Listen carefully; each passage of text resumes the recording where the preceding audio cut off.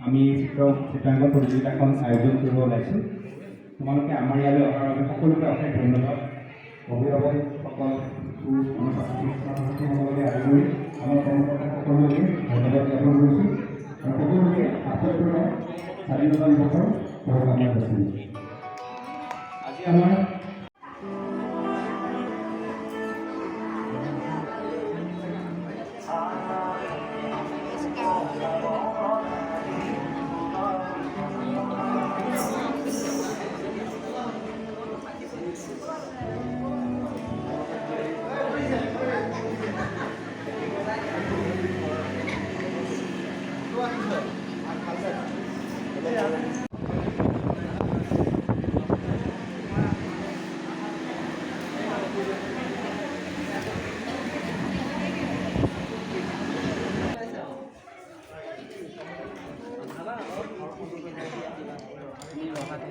বুজি পাইছা নাই কি আঁকিব লাগিব? ভাল লাগে কিবা এটা জেগা এটা সুবাসৰ এইখিনিও আঁকিব পাৰে।